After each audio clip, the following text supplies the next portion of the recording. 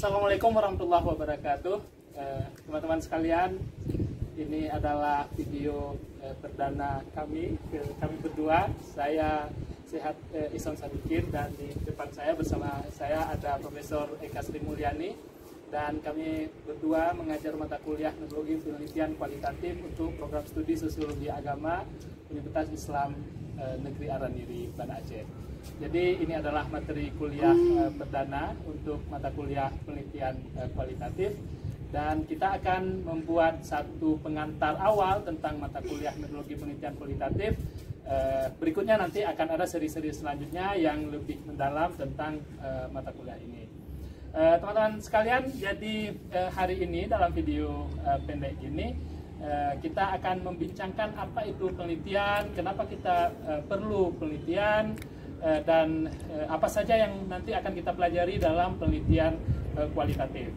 Siapkan catatan kalian, simak baik-baik, dan ingat apa yang dibincangkan pada hari ini, itu akan menjadi bahan untuk kajian awal dalam mata kuliah ini. Baik, Prof, kita hari ini mulai kuliah tentang metodologi penelitian kualitatif. Mungkin Prof bisa jelaskan pertama kali tentang apa sih sebenarnya yang kita sebut dengan penelitian. Silakan, Prof. Terima kasih. Jadi sebenarnya upaya-upaya yang kita katakan penelitian hampir selalu kita lakukan ya. Cuman kadar ilmiahnya itu barangkali yang belum sampai kepada sesuatu yang menjadi persyaratan untuk mencari tahu kebenaran.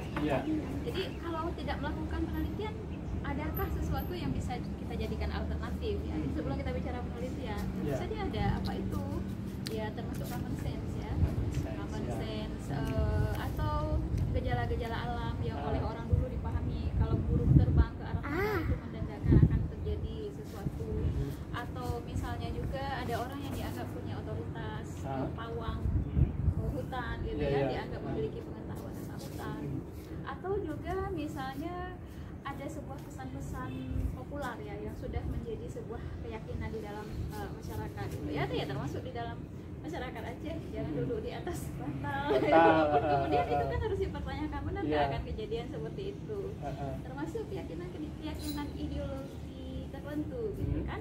Nah, tetapi di dalam penelitian semua itu kan harus diuji, terutama yang penelitian awal itu model positivistik, kuantitatif, empiris, harus terbukti semuanya teruji, dan jika diuji oleh orang yang lainnya juga akan sama mendapatkan hasil yang sama ya, seperti itu kan. Nah, yang tadi itu kan akan ada yang jatuh berguguran kan dengan syarat empiris itu tadi ya kan. Nah, kemudian kan ada model penelitian yang post positivistik berdasarkan filsafat post positivistik, artinya sebuah ukuran itu menjadi bervariasi kan, karena di dalam riset yang filsafatnya post positivistik atau yang kita kenal dengan nama kualitatif, instrumen utamanya adalah peneliti itu sendiri. Nah, peneliti itu sendiri punya latar belakang pendidikan tertentu, terus dibesarkan di dalam lingkungan tertentu, seperti itu ya. Jadi bisa jadi kalau orang Indonesia melihat sebuah rumah, rumah itu kok kecil ya, tapi bagi orang Eropa rumah itu memang kecil-kecil, kecil-kecil gitu kan. Jadi ukuran dan cara melihatnya itu akan berbeda seperti itu ya. Jadi boleh dikatakan bahwa penelitian itu adalah sebuah upaya kita untuk mencari tahu sesuatu yang kita katakan kebenaran ya, dalam tanda petik gitu ya, berdasarkan sebuah metodologi yang sistematis. Kalau misalnya itu kuantitatif ya empiris, seperti itu ya, sistematis gitu kan, tidak bias dan sebagainya. Berdasarkan cara-cara seperti itulah yang kemudian dalam mata kuliah ini kita akan pelajari ya, sehingga bias-bias yang tadi itu bisa dieliminir ya kan. Nah, salah satu bantuannya itu adalah dari teori, karena teori itu kan adalah sesuatu yang sudah terakumulasi lama-kelamaan. Kalau dia nggak tahan ya, teori itu akan jatuh. Jadi kalau kita bisa simpulkan bahwa penelitian itu adalah upaya mencari kebenaran dengan menggunakan metodologi tertentu yang sistematis untuk menghilangkan bias. Jadi pengetahuan-pengetahuan yang ada sebenarnya kita sudah dapatkan dari berbagai macam hal, tapi dengan sebuah penelitian kita ingin menghilangkan bias-bias itu. Ya, salah satunya seperti itu. Itu sederhananya bahwa terus kenapa kita harus melakukan penelitian? Karena pada akhirnya ada banyak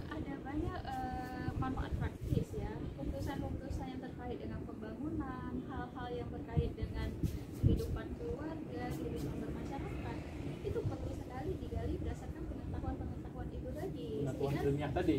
Iya, pengetahuan ilmiah sehingga tidak salah ambil keputusan, sehingga tidak salah dalam merancang program, karena semuanya itu ya kalau misalnya di dalam pembangunan namanya evidence based ya, sesuatu yang berdasarkan data, sesuatu yang berdasarkan fakta, kan?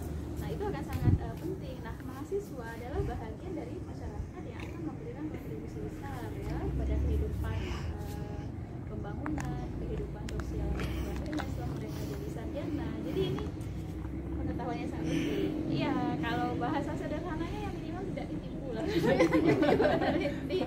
Kalau di dalam Al-Quran kan dikatakan bila ada orang yang menyampaikan berita kepada mata bayar cek dan recheck. Kalau dalam bahasa Arab data itu bayangan, data-data. Jadi proses itu memang harus terjadi gitu ya.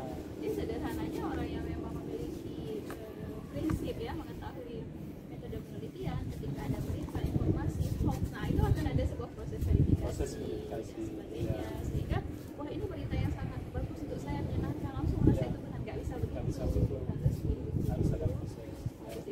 Ya, jadi penelitian itu jadinya bukan hanya kan ini selama ini orang berpikir penelitian ini serius, harus di kampus, harus di kantor dan sebagainya. Ternyata dalam dunia biasa pun kita membutuhkan penelitian supaya tidak ditipu sama hoax misalnya.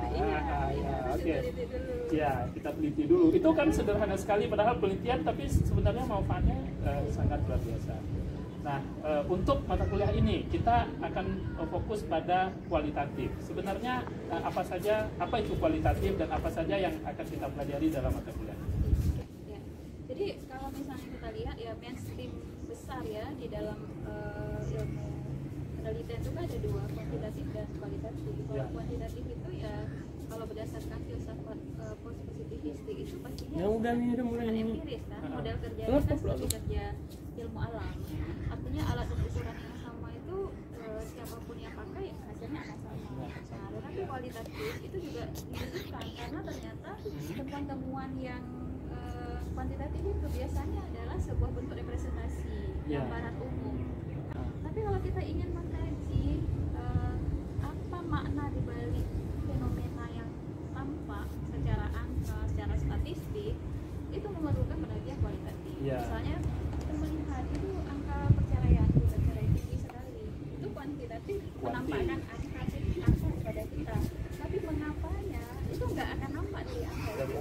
Makanya kemudian kita memerlukan riset kualitatif untuk mengkaji sesuatu makna di balik fenomena perceraian. Jadi kalau misalnya tadi itu sangat terukur dengan sebuah standar yang sama, dipakai oleh siapapun yang sama, maka metode kualitatif itu jika digunakan oleh orang yang berbeda dan alat-alat yang berbeda, fokus ke ilmu yang berbeda, maka hasilnya tidak akan persis sama seperti ukuran matematis, angka-angka seperti itu tadi, kan? Nah kemudian kalau misalnya kualitatif, kita juga kadang-kadang masalahnya itu luas. Jadi sebuah proses untuk mencari makna, misalnya kan, konstruksi sosial budaya, nilai-nilai itu kita perlu menggunakan riset kualitatif. Jadi untuk menggali lebih dalam makna-makna ya, itu yang kita gunakan untuk kualitatif.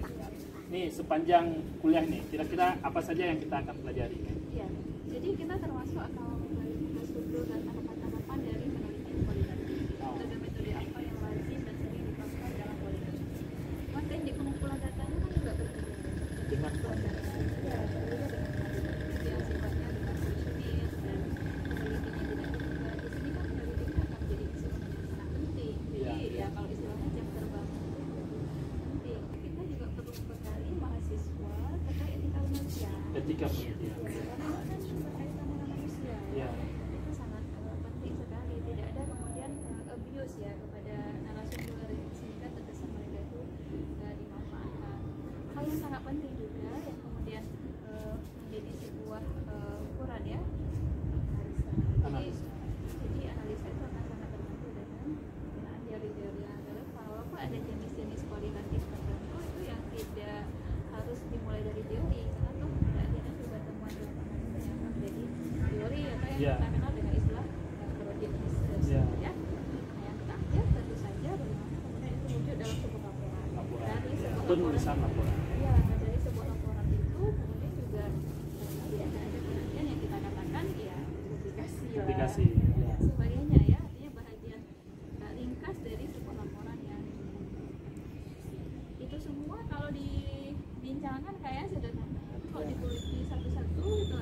Jadi sangat panjang. Panjang, apalagi itu terkait keahlian juga. Jadi peneliti itu kan perlu skill ya, terutama karena ini adalah peneliti Ya, baik teman-teman sekalian. Jadi untuk sesi ini kita cukupkan di sini. Kalian sudah mencatat beberapa hal tadi, bahwa penelitian ini adalah sebuah usaha untuk menemukan kebenaran dengan menggunakan metode tertentu, sehingga kita mendapatkan akar dari sebuah masalah. Jadi penelitian kualitatif itu ingin mendapatkan kedalaman sebuah fakta, sebuah data, sehingga kita memahami lebih komprehensif dan lebih baik. Tentu saja ini kita akan bahas di sesi-sesi berikutnya.